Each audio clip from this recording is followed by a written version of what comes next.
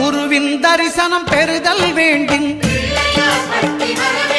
நம் கற்பக பெருமான் உச்சந்தலையில் குருவின் தரிசனம் பெறுதல் வேண்டும்.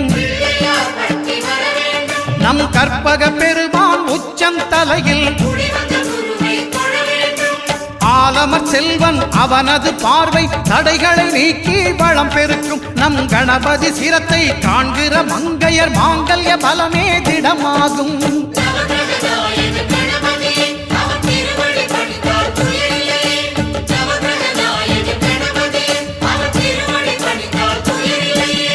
ஒன்பது கோளும் ஒன்றாய் காண அங்கு கற்பகம் என்னும் கடவுளின் மெய்யில்